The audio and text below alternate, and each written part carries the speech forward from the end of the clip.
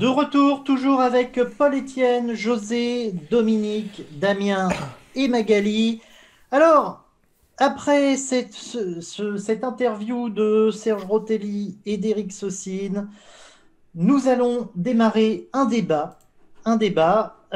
Alors, dans l'immense univers d'une franchise cinématographique comme Bond, différents supports autres que les films au cinéma, il y a les romans, les BD, les jeux vidéo, pardon, qui développent l'univers. À l'instar de la communauté de fans de Star Wars, certains développent des fans films. Sur James Bond, peu sortent du lot. Souvent faits par des ados qui prennent la caméra de papa pour tourner dans leur salon. Excusez-moi, j'ai perdu mon fil parce que Monsieur Saucine m'envoie un texto pour me remercier, je le dis en direct.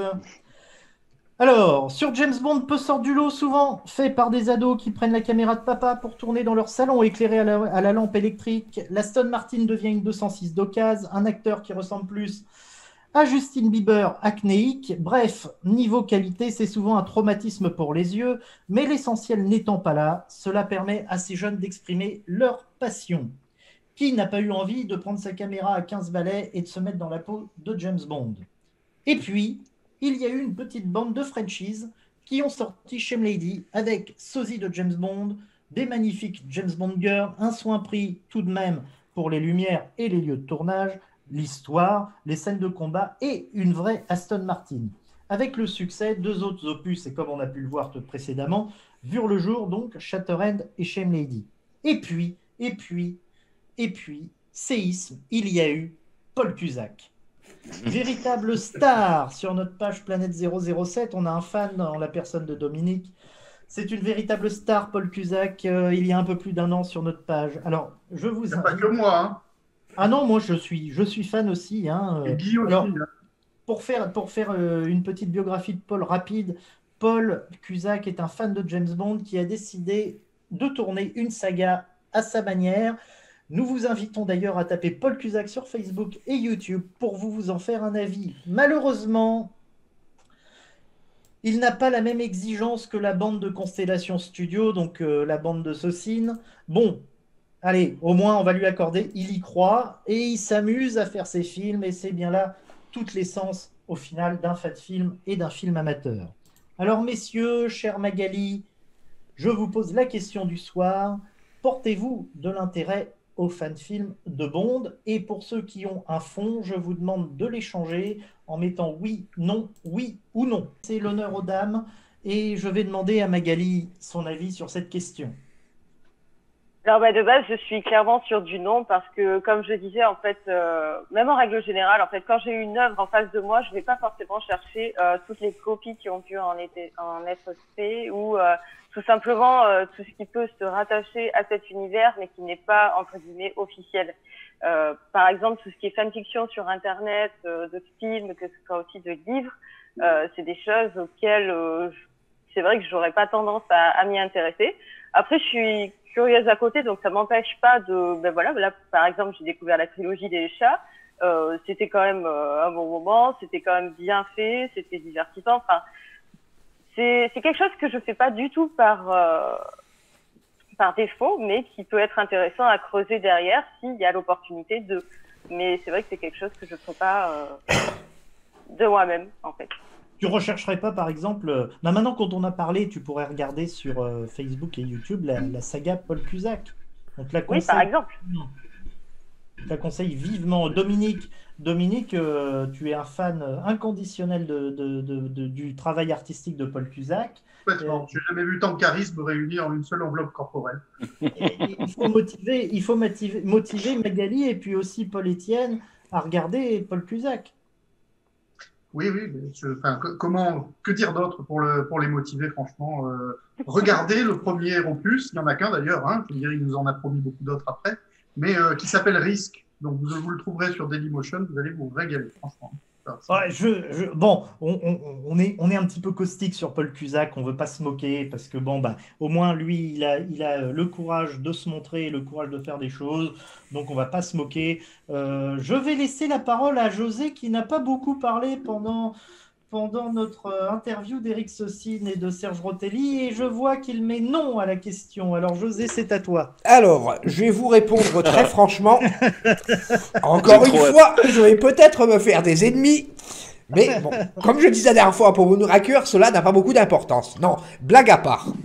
Je suis, par définition, hostile et le rejet que j'ai pour les fan-films, quels qu'ils soient, est quasiment de l'ordre du physique. Et ce n'est pas une question artistique. J'ai bien conscience que les films de Eric sont extrêmement bien réalisés. Il y a un travail d'écriture, il y a un travail de réalisation, il y a un travail de jeu d'acteur qui est incontestable. Et c'est bien de le souligner. Voilà. De mon point de vue personnel, je rejette les fan-films. Je n'arrive même pas à en regarder ne serait-ce que 5 minutes. J'ai regardé en diagonale les 3 films qu'on a évoqués. Honnêtement, pour moi, ça ne passe pas. Et ça repose sur 2 paramètres principaux. Le premier, c'est un paramètre musical. Et le second, c'est un paramètre visuel. Visuellement, je pars du principe que quelque chose tourné en vidéo n'aura jamais le grain, le cachet, l'éclairage d'un véritable produit tourné sur pellicule. Ne serait-ce que parce que la pellicule c'est du 24 images secondes et la vidéo c'est du 25 ou 30 images secondes et l'aspect visuel, le côté très image trop fluide ressemble plus à un épisode de série télé style Joséphine Ange Gardien ou Camping Paradis plutôt qu'un vrai film de cinéma. On sent clairement qu'il n'y a pas de directeur photo, on sent que les sites de tournage ne sont pas préparés, et ça, je veux dire, pour moi, c'est quelque chose qui est rédhibitoire. C'est uniquement un aspect visuel. Même s'ils sont extrêmement bien réalisés, il y a quand même quelque chose, moi, qui me choque visuellement. Et là, on va pas revenir sur les films de Paul Cutzak, qui sont absolument immondes.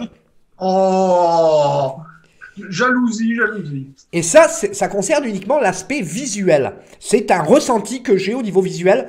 Quand je regarde un film de Bond, j'ai pas envie de regarder un épisode d'un téléfilm avec Mimi Mati, je suis désolé. Je n'ai rien contre les nains, ni contre Mimi Mati en particulier. Hein. Et la deuxième chose, c'est le côté... Serge n'est pas nain, hein. Serge n'est pas nain, hein, de taille. Hein. Et la deuxième chose, c'est le côté auditif, c'est le côté volonté de récupérer des pistes sonores qui, à l'origine, n'ont pas été conçues pour des fan-films.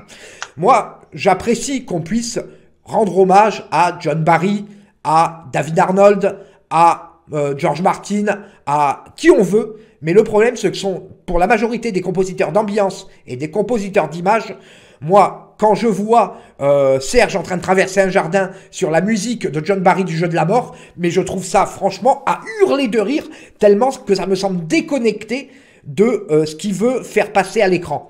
Ce ne sont pas des bandes originales qui ont été conçues dans ce but. C'est bien de rendre hommage, je trouve que c'est complètement en décalage, et en plus il y a une chose qui est quand même forte, des compositeurs comme Barry, et je cite, et je vais rester uniquement sur Barry, ont une capacité a tellement marqué l'imaginaire collectif par les films qu'ils ont illustrés musicalement, que dès qu'on regarde par exemple une scène d'un fan-film avec la BO d'Octopussy, ou la BO de Tuer n'est pas joué, ou la BO d'Au service secret Sa Majesté, tout de suite ça tombe à plat, parce que qu'est-ce qu'on a en tant que fan instantanément qui nous vient à l'esprit? Ce sont les images du film original. Et ça fausse quelque part le jugement. Et c'est les 2 seuls paramètres pour lequel je rejette mais totalement les fan-films et que je ne souhaite pas en voir. Et le peu que j'ai pu en voir, mais ça m'a laissé une telle mauvaise impression de travail bâclé que finalement je n'ose pas aller plus loin. Mais cela dit, ce n'est pas une attaque contre le travail d'Eric, contre le jeu de Serge. Honnêtement, je trouve leur travail d'excellente facture, mais je dis simplement que ce n'est pas mon truc. Alors, justement, c'est là que vous vous opposez avec Damien un petit peu, parce que lui a vanté les mérites de la musique et de la sonorité musicale sur les... Mathieu, d'un autre côté, Damien, regarde, le monde ne suffit pas en boucle. Ça explique tout.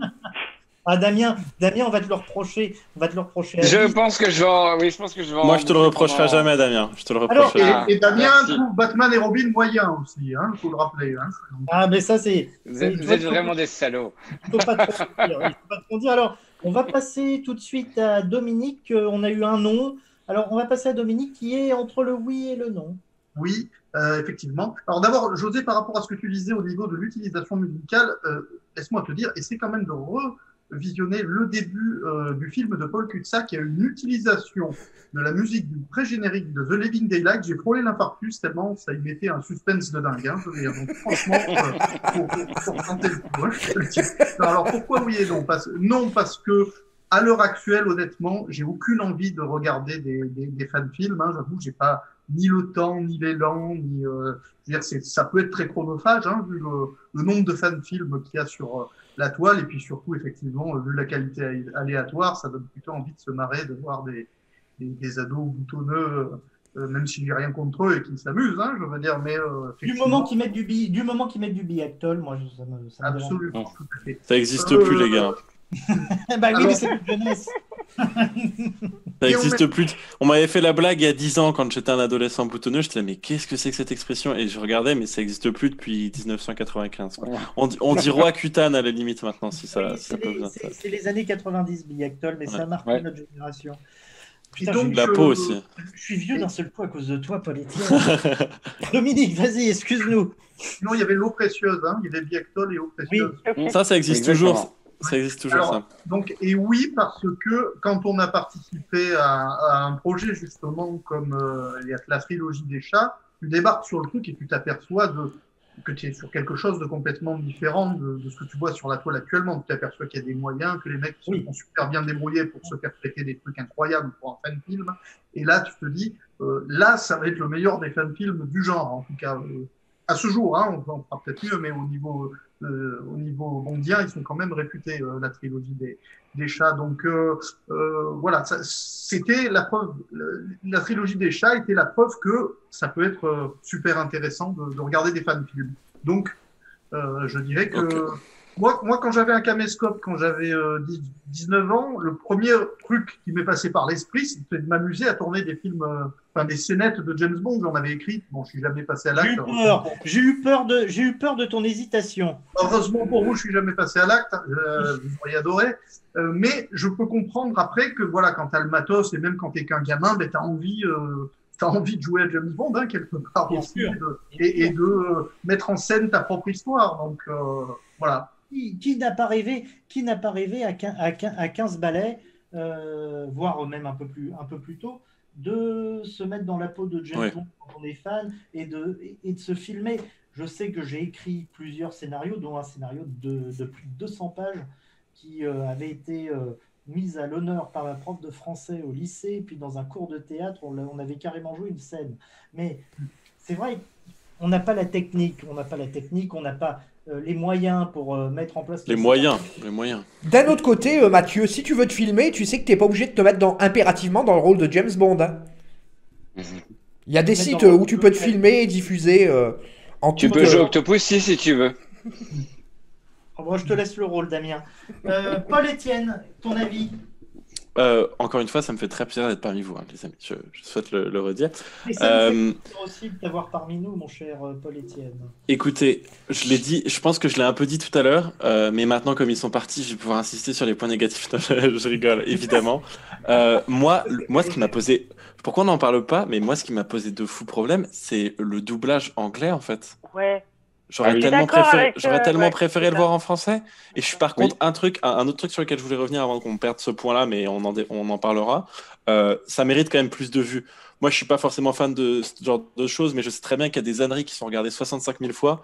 Là, je me dis 10 000 trucs pour un truc quand même vachement chiné en termes de production, de post-production. Le montage est super bien foutu. Certes, le jeu d'acteur, comme le disait José, peut faire penser à peut-être Plus belle la vie de temps à autre, mais c'est normal, c'est un fan-film. Et donc, je trouve que ça a du mérite par certains aspects. Et je pense que c'est beaucoup plus facile de critiquer ses faiblesses plutôt que d'apprécier ses points forts.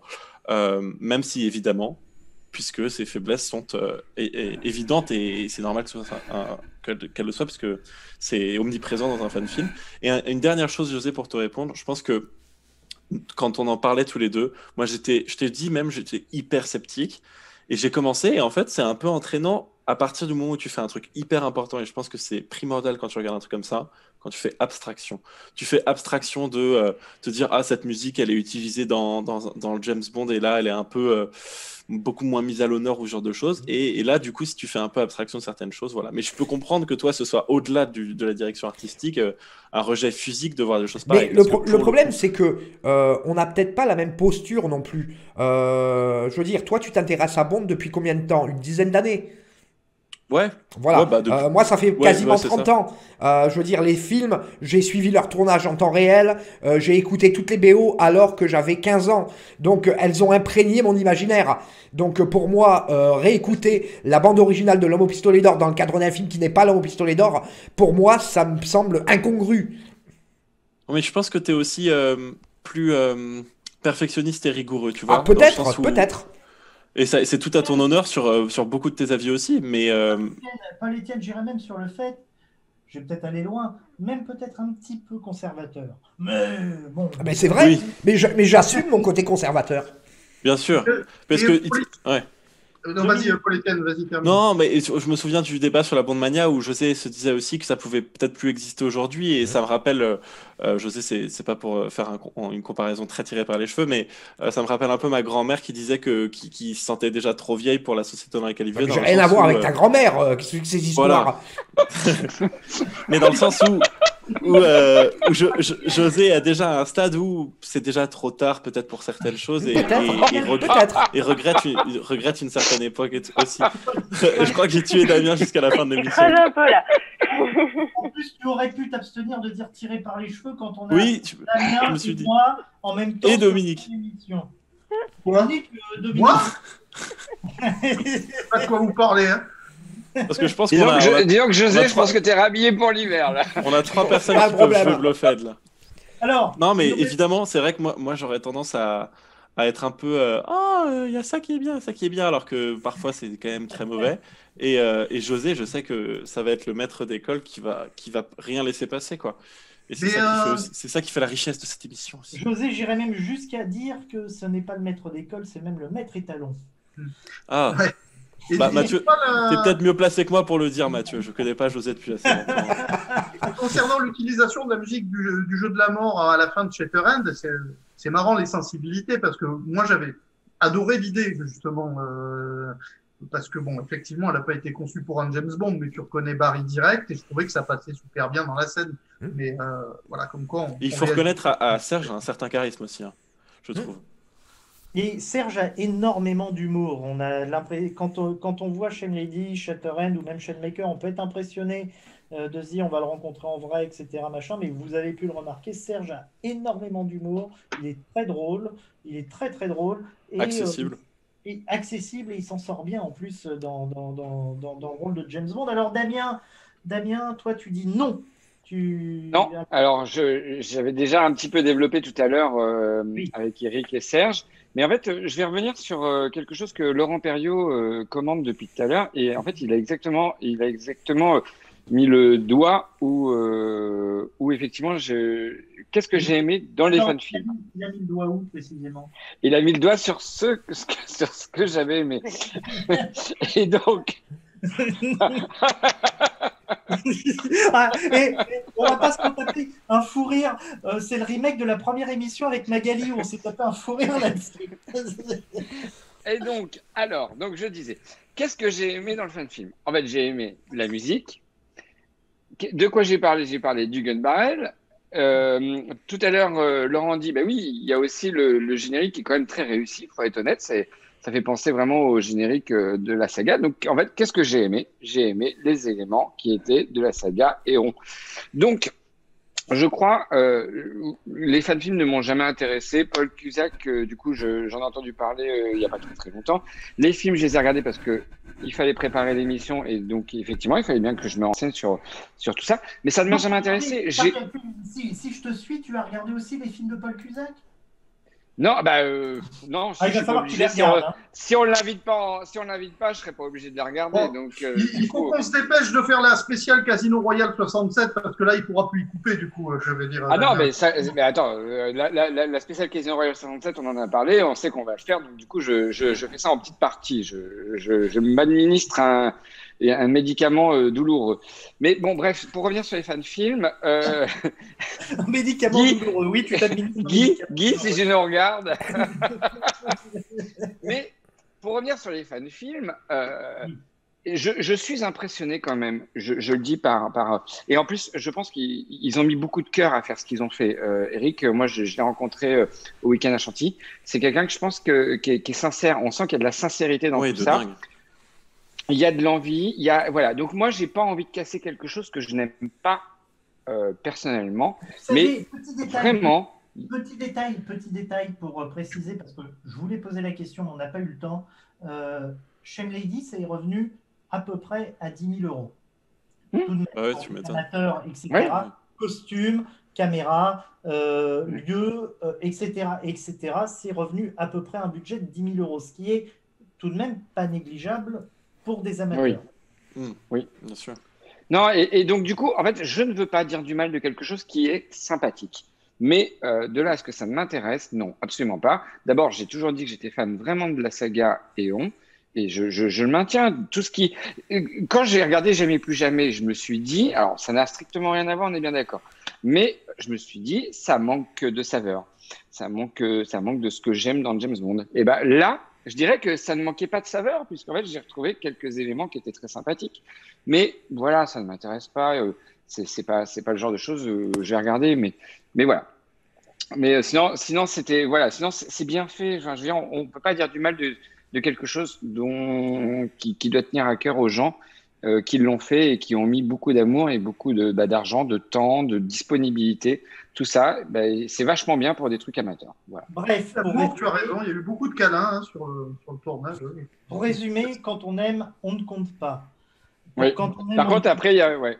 Mais je te laisse la parole, mais effectivement, et c'est important de le préciser, quand on fait un fan film, quand on fait même un film amateur au-delà d'une saga qu'on aime, etc., c'est presque quand on le montre et quand on le montre à la population, au public, c'est presque donner son bébé, que ce soit bien, que ce soit pas bien, qu'on y ait mis du cœur. On ne peut pas, comment dire, oublier cet aspect humain et cet aspect. C'est une aventure humaine, ouais, c'est ça. C'est une aventure. Il y a plein de gens qui se sont mis. C'est l'amitié. C'est tout. Voilà. C'est tout ça. C'est Et tout ça. je pense que c'est aussi pour ça qu'on apprécie, tu vois, d'en parler avec vous pour aussi un peu plus l'aimer à travers votre expérience de la chose.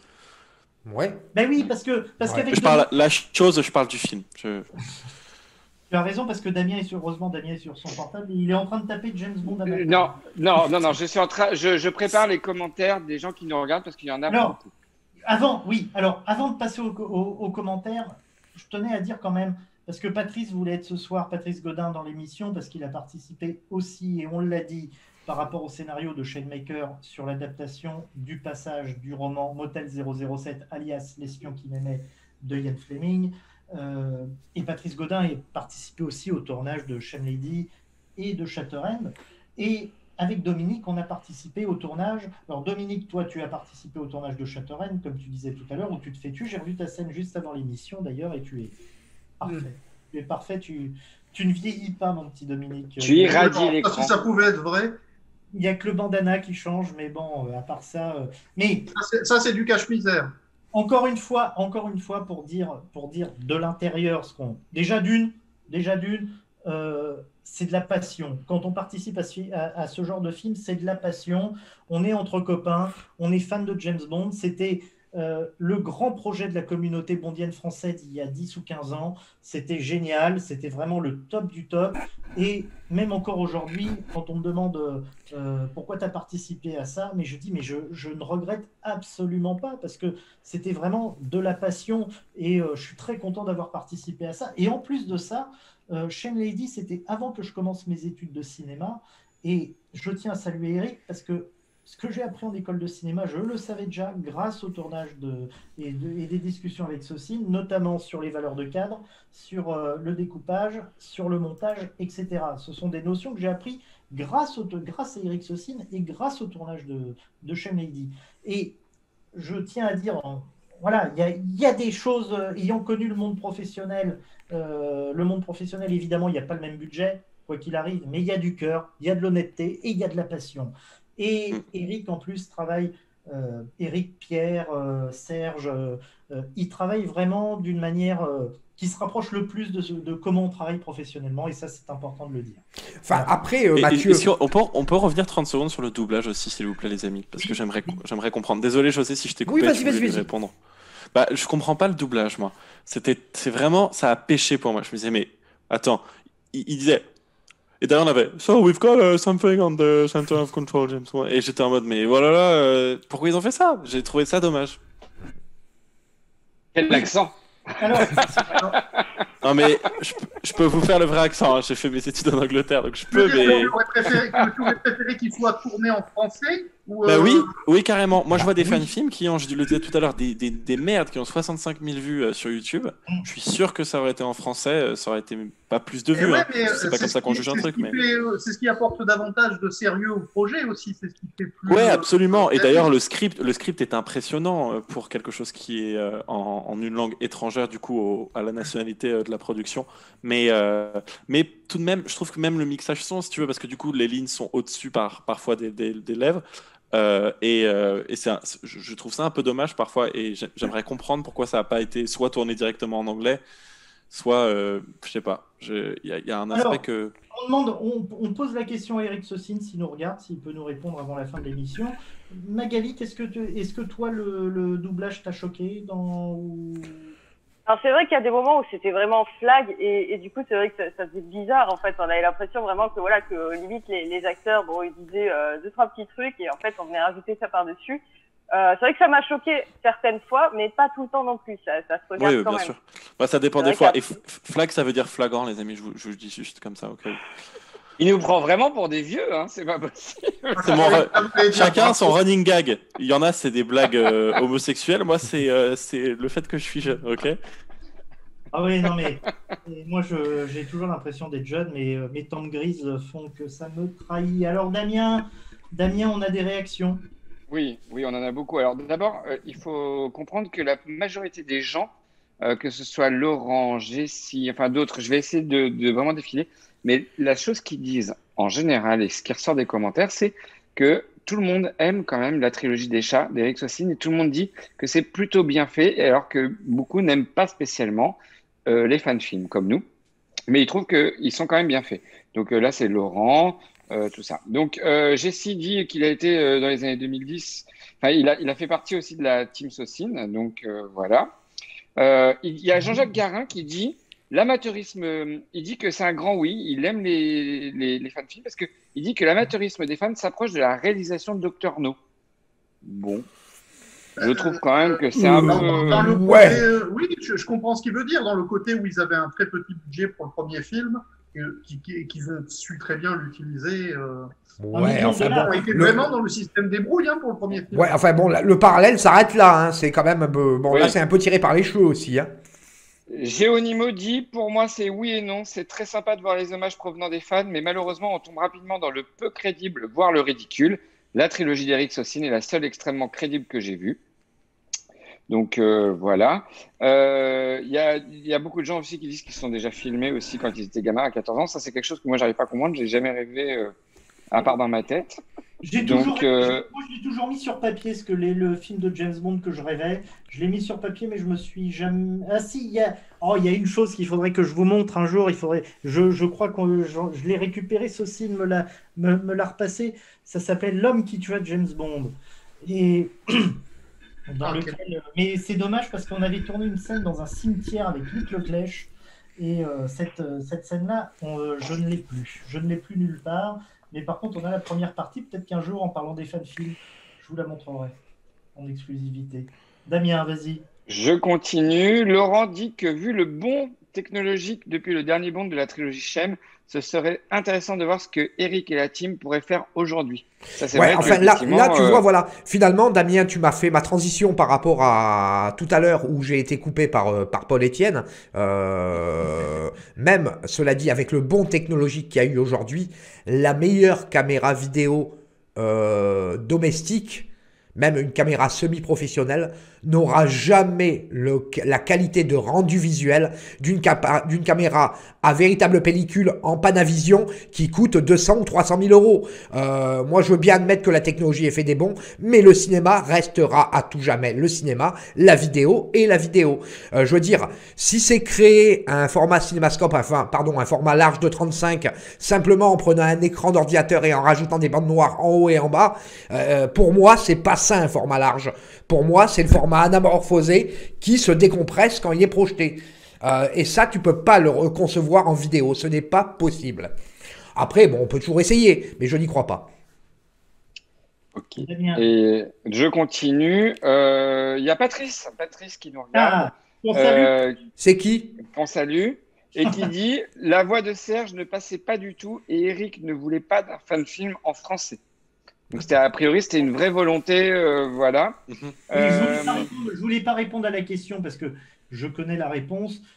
J'attendais une réponse d'Eric Saucine. Non, la vérité, c'est que surtout sur le troisième, comme James Bond est un personnage anglais, Eric voulait absolument que les passages en anglais soient en anglais.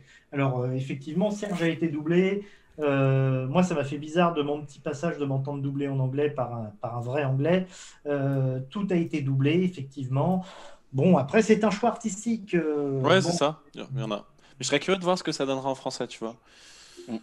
Alors après, ça m'intéresserait. Je me permets de continuer parce qu'il y en a vraiment beaucoup pour le coup. Bien sûr.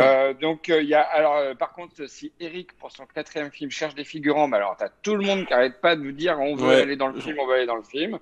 Donc, ça, c'est sympa. Magali est en compétition pour être James Bond Girl dans le 4e. Eh oui. Mais le 4e, moi, j'ai une idée de titre, il s'appellera Pacemaker. Comme ça commence par ça. C'est con. Et il y a Laurent qui rebondit sur ce que José disait tout à l'heure. Il parle aussi du montage, d'étalonnage, d'effets spéciaux, de mixage, pas que des caméras. Bien sûr, mais ça fait absolument, mais ça fait partie d'un tout. Et voilà, il y a aussi, c'est exactement cela. Niveau moyen, les fan-films sont de la pure débrouille et de l'ingéniosité. Ça impose aussi le respect. Voilà, aussi parce que c'est vrai qu'il faut vraiment, en plus, moi, je reviens sur les effets spéciaux qu'il y a, même si, effectivement, c'est pas des effets spéciaux hollywoodiens. Quand tu vois ceux quand tu vois ceux de Meurt un autre jour, bon, tu te poses des questions. Non, mais par rapport et voilà. Ah bah ouais, excuse-moi, mais bon. Comme ça sur la fin. Par rapport, je voulais Dominique, rapidement, parce qu'il nous reste rapidement, juste par rapport à la comparaison de Jean-Jacques Garin tout à l'heure avec Dr No, tu disais que la comparaison s'arrêtait là. Je rappelle quand même dans Dr No, tu as des gens qui ont été engagés le jour même comme la secrétaire de Strangways, qui est une vraie secrétaire, qui a été embauchée comme ça, comme le mec là devant la grue dans la scène où il y a les 3 tueurs aveugles qui tombent, c'était un vrai ouvrier qui était présent, donc c'est vraiment du système D. Il y en a plein d'exemples comme ça sur Dr No. Oui, non mais d'accord. Mais ce que je veux dire par là, Dominique, c'est qu'à côté de ça, Terence Young, c'était déjà un réalisateur confirmé. Albert Broccoli était déjà un producteur confirmé. Ken Adams était déjà un décorateur confirmé. Oui. Le directeur photo était déjà un directeur photo confirmé. Pareil pour celui qui a composé la musique, etc., etc. Bien sûr, non, mais ça restait du professionnel. Voilà. Ça restait avec certes des moyens limités. Avec des moyens limités, mais qui a été au-delà des espérances. Absolument. Et Eric Saucine est en train de dire aussi, le souci, c'est que tu fais seul le boulot de centaines de personnes derrière l'ordinateur. Bien sûr. Donc, faut pas, voilà. Et alors là, du coup, on commence à avoir des concours de titres pour le 4e. Moi, on a chatouille. Pacemaker, ce serait pas mal d'ici quelques années. Alors, faire le chat, du coup. Je peux pas. Alors, bon, on va s'arrêter là parce qu'il nous reste, il est quand même déjà 21h45. On a passé un bon débat. Merci. Je reçois des textos de mes amis qui me disent toujours en live, donc je sais qu'on est presque à la fin quand je reçois ça. Yes. Merci de nous avoir suivis. Alors, Magali, Paul-Étienne, vous reviendrez dans un prochain live ? Mais moi, je reviens quand vous voulez, les amis. C'est toujours un bonheur Alors. de parler de James Bond. Et Magali, tu reviendras quand même. Bien sûr, il n'y a pas de C'est un souci. plaisir de t'avoir. On a passé une bonne soirée tous ensemble. Bah, merci de nous avoir suivis. Alors surtout, restez prudents, portez bien vos masques, évitez les rassemblements et lavez-vous les mains régulièrement. Et nous aurons plus de chances d'être de retour dans 15 jours, le 5 décembre. D'ici là, portez-vous bien. Et n'oubliez pas de vous abonner tout de même à notre chaîne YouTube Planète Live. Allez, sur ce, allez, salut, ciao. Ciao.